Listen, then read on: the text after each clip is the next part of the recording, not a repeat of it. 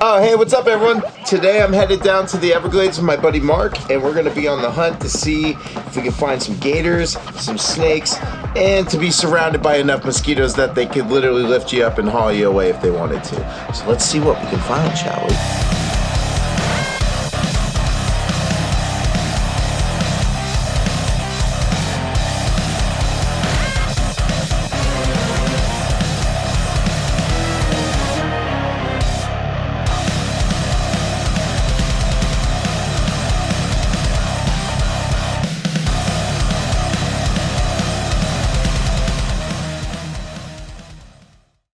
Before you embark on your reptilian reconnaissance mission, we need to review these rules! Wilson, they're not rules. They're basic don't end the world request. Rule number 1, no opening portals to parallel dimensions without your supervision! Exactly.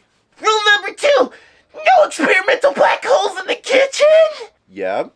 And yeah, rule number 3, if the FBI knocks, you were never here. I get it, Morgan. Perfect. And also, feed the snakes on schedule, no holograms scaring the gecko, and literally, man, no cryptids in the living room this time around, okay? Oh, fine, but if Mothman shows up uninvited, I'm not turning him away.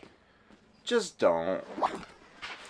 Godspeed, Agent! Alright, everyone, let's get this video going. But before we hit the Everglades, just real quick, me and Mark stop at our friends Bill and Kat's house to hang out and check out some of their awesome animals. These here are their trio of kinkajous, and this hanging out the front is Pumpkin. She is adorable, and these guys are way too cool. Drop it in the comments below if you think I need to go back over and do a deep dive video on these guys and the rest of the awesome animals they keep. We made it out to the glades, as you can hear from the sweet sound of mosquitoes everywhere. My buddy Mark here is a big fish guy and seen some native stuff he wanted to collect. Be sure to check out his channels here below as he posts a lot of awesome stuff.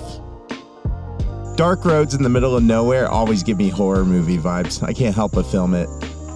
This locust wasn't so lucky, but these ants are trying to bring him back to life with their shamanistic rituals. Here we have a Florida gar and a Florida pleco swimming around. There's definitely some largemouth bass around here as well.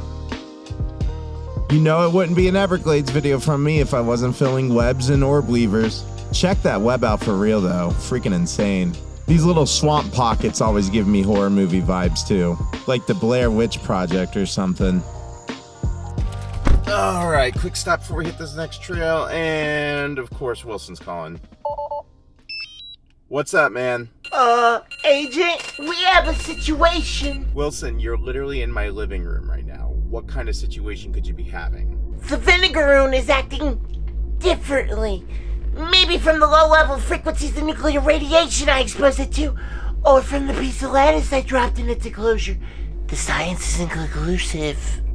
Why would you even... Never mind, man. I'm in the Everglades right now trying to find snakes and stuff, not lettuce conspiracies. Don't get complacent! All the mosquitoes are government drones.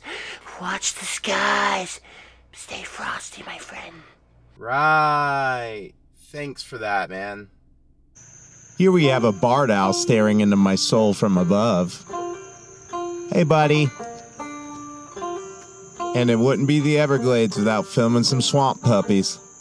Do you guys know that Florida is the only place in the world where both alligators and crocodiles coexist in the same habitat?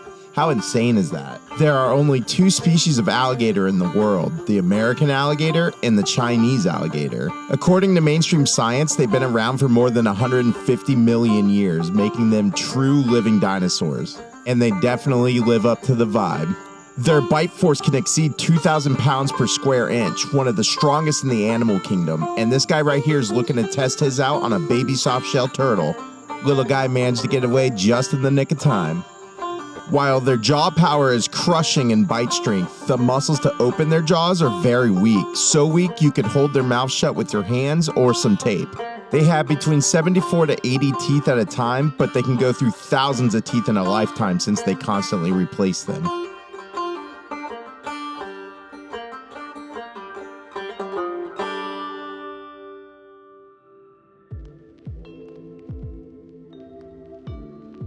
Let's check out a few cool bugs now, because there's plenty of them out here in the Everglades. You know, Wilson was talking about mosquitoes being drones, but the wings on this thing really do look like microchips. Wilson's definitely going to be ticked that I did not further investigate that for him.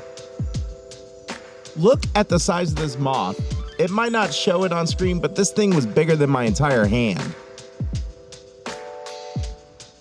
Here we have a baby native tree frog just hanging out on a small leaf. And then we hit it, my lifer I've been looking for. After somewhere around 15 plus trips into the Everglades, I found my first Burmese python, a hatchling. But the funny part, it wasn't even in the Everglades. We found it in the city after our Everglades trip was done. We had just went downtown to this park area where he's found some chameleons, and boom, there was a freaking berm laying there. Dude, I can't believe we found a baby bird.